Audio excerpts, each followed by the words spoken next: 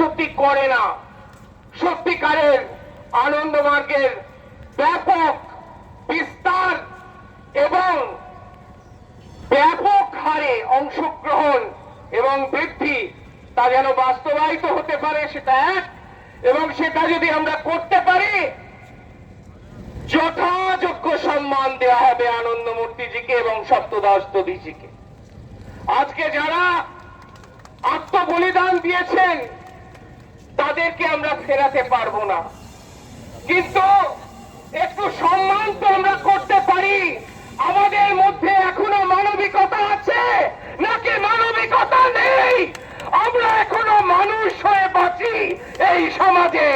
যাদের মধ্যে মানবিকতা বেঁচে আছে, যারা এই সপ্তদশ দধিজিকে করজোড়ে প্রণাম করেন, তাদের মুখে একবার আমি শুনতে চাই, বিচার চাই, বিচার চাই, বিচার চাই, বিচার চাই, বিচার দাও, বিচার দাও, বিচার চাই।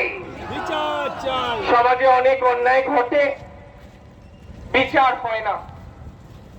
আমি শুধু এইটুকুই বলে যাব, এক জায়গায় যেতে হবে, কথা দিয়েছি, কথা দিলে কথা রাখি, কথার খেলাপ করি না, এটাই আমার চরিত্র।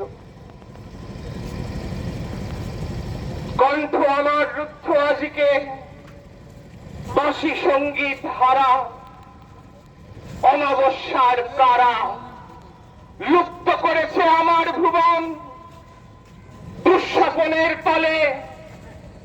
তাই তো তোমায় সুধাই অশ্রু জলে, যাহারা তোমার বিষাইছে বায়ু, নিভাইছে তব আলো, তুমি কি তাদের ক্ষমা করিয়াছ? তুমি কি বেসেছ ভালো? আমার প্রশ্ন রইল, পরম ব্রহ্মের পদতলে, পরম ব্রহ্মের কাছে আইন, আদালত, পুলিশ, প্রশাসন সবকিছুর ঊর্ধ্বে মানবতা এবং ঈশ্বর। আমরা তো সন্ন্যাসী, আমরা তো সর্বস্ব ত্যাগ করেছি। প্রাণ ত্যাগ করতে আনন্দ মার্গের কেউ ভয় পায় না, ভয়